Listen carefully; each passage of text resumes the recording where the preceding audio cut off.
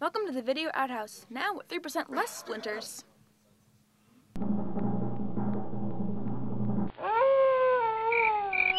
Gentlemen, start your whacking. Media News, episode 57, Mr. Muffin's Revenge. Hey kids, how you doing? Comic Book Man here. Welcome to my Video Outhouse. You know, it's time once again for Media News, and joining me in the Video Outhouse for comic book or Media News is my good old buddy JR. I almost said comic book news because this is a all comic book news episode of Media News. All of it. And the first story we have up today. First story we have up today is Losers. The Vertigo series is going to be a movie. The trailer's been out there for a while. Trailer's been out there for a little while. The trailer came out. A lot of people seem to like it. To me, it seems very Tarantino-esque. Yeah. So I'm not feeling that so much because I don't bow at that altar. Comic Book Man, I don't know about you. But this is... I don't either. Inglourious Bastards you loved. Did you love it? I love the milk. I love your milk. Everyone loves the milk. Everyone loves the milk. I applaud your milk. So say what you want about the trailer or the movie or whatever, but the Losers release date keeps getting sort of... Why does it keep getting moved around? What's up with that? I've seen the trailer. The trailer doesn't look terrible for what it is. No, it doesn't look terrible, but it's hard to say what the movie itself is like. But the movie keeps getting moved around, or the release date keeps getting moved around, and usually that's not the best sign in the world. But it went from April 9th to June 4th. Okay. Now it's back to April 23rd. Well, it's definitely... Well, then it's coming out in April.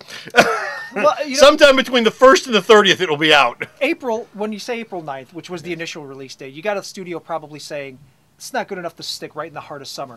Then they must have looked at it and said, yeah, it is good to stick in the heart of summer. We can put it right in that week before the beginning of summer, which has been pushed back to the first week in May now. And then somebody else said, no, back to April, back to the end of April. So what I guess the idea is to avoid coming out against Clash of the Titans, which the last time I checked didn't seem like a big powerhouse to me. But oh, it's going to be great. But conversely to that, the director of The Losers, Sylvain White, Sylvain. Exactly. Sylvain. His next project will most likely. He has another project after The Losers. You betcha. He doesn't. He's not sitting in the box waiting for Losers 2. He's going to reside his lawn. No, he's got gutters to clean. He's got gutters to clean and laundry sod, and then he might do a little mowing. Yeah, so give him a call. But anyway, 1-800 Sylvain White. So he's not waiting to do Losers 2. No. He's waiting to do Frank Miller's Ronin. Ronin. Oh, everybody hates Ronin. Which makes of all the projects that Frank Miller's been associated with over the last 35 years, Ronin is like the bald-headed, red-headed stepchild of the bunch. Nobody bought the thing when it came out, and nobody really cares all that much about Ronin, no matter how much they keep trying to shove it down your throat. Well, somebody's got to do it. He knew the job was dangerous when he took it. That's all I'm going to say. So that's his thing. All right. Next up, we have a very obscure book, so obscure that I don't even have a copy of it here at the store. And that's amazing, because this is the headquarters for all things graphic novel. You bet it is. It's from Platinum Comics, and we've talked about Platinum before with Cowboys and Aliens. Cowboys and Aliens. Or whatever. They have another one of their projects that's coming to the big screen, and it's Final Orbit. Final Orbit. Now, it's being directed by John Moore, who directed Max Payne, which was P.U. It was glorious. What are you talking about? It was P.U. Stinky doesn't begin to describe that piece of crap. Final Orbit, it's about the winners. How do you really feel about it there, Jeff? It's about the winners of a lottery who win a prize. The trip is a prize to go to a complete international space station, blah, blah, blah type of thing. Yeah. But once they're there... Is it called Delos? Things are not as they seem. Full of robots, huh? Full of robots, huh? And the winners are trapped. I don't know what it's full of something, but we're not going to go Silent greatest people. So that's coming, and if it's from the director of Max Payne, don't expect a whole lot of stuff. So as I understand, the winners are trapped on the station, and a horrible thing happens to the station. Something terrible. And Peter Fonda's in it, right? Could be. Nazi zombies.